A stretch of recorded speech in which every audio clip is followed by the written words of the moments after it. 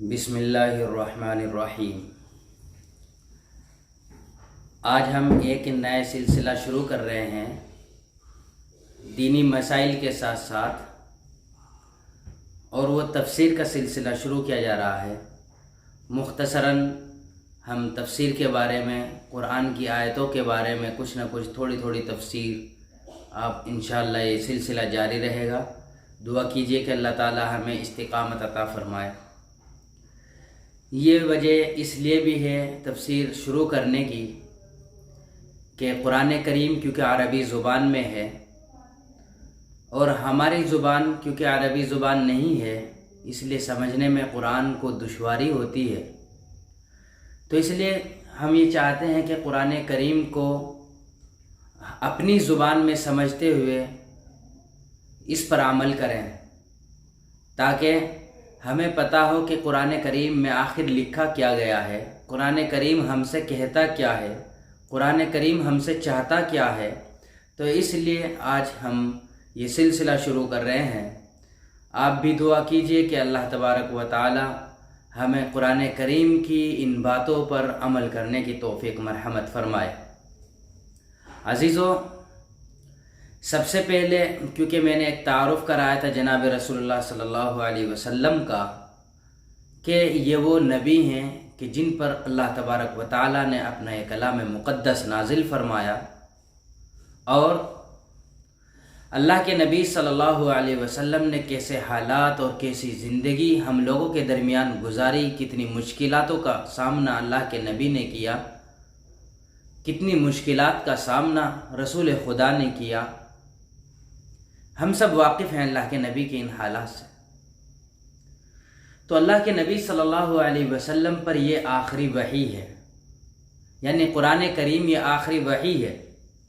इसके बाद अब कोई वही किसी इंसान पर नहीं उतरने वाली है। इससे मालूम हुआ कि अल्लाह के नबी सल्लल्लाहु अलैहि वसल्लम आखिरी नबी हैं, क्योंकि जब अल्लाह की वही नहीं आएगी तो अब नबी भी नहीं आएगा, क्योंकि वही नबी पर ही नाजिल होती है। तो अल्लाह के नबी सल्लल्लाहु अलैहि वसल्लम आखिरी नबी हैं, इस बात को हमें तस्लीम करना है। अगर कोई शख्स ये कहे कि मैं नबी हूँ या नबी नबूवत का दावा करता है, तो आप उसको अलल ऐलान बातिल कहेंगे, और बातिल कहना चाहिए। जैसा कि ग़ुलाम अहमद कादियानी, उसने नबी होने का दावा किया, क्योंकि अल्लाह के नबी सल्लल्लाहु अलैहि वसल्लम के बाद अब कोई नबी नहीं है, तो इसलिए वो झूठा है, कज़्ज़ाब है।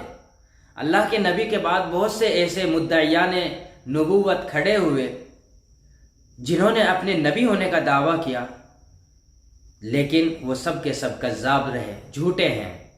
अल्लाह के नबी सल्लल्लाहु अलैहि वसल्लम आखिरी रसूल हैं, आखिरी पैगंबर हैं, आखिरी नबी हैं। अल्लाह के नबी फरमाते हैं आना खातमुन नबिय्यीन। तो इसलिए अल्लाह के नबी सल्लल्लाहु अलैहि वसल्लम पर हमें ये पुख्ता यकीन और अकीदा रखना है कि अल्लाह के नबी आखिरी नबी हैं। अब अल्लाह के नबी पर जो आखिरी वही उतरी है ये कुरान करीम है, तो ये अल्लाह का कलाम, हमें इसको समझने की ज़रूरत है।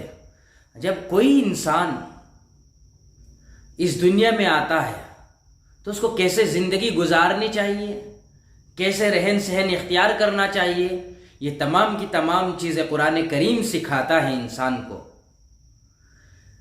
मेरे अजीज़ों, अल्लाह ताला ने ये सारी कायनात बनाई, ये आसमान, ये चाँद, ये सूरज, ये सैयारे, जो भी खला में तैर रहे हैं, वो तमाम की तमाम चीज़ें अल्लाह ताला ने बनाई। सूरज को किस मकसद से बनाया, चाँद को किस मकसद से बनाया, इन सैयारों को किस मकसद के तहत बनाया, ये हम नहीं जानते, लेकिन अल्लाह जानता है, क्योंकि उसने बनाया है।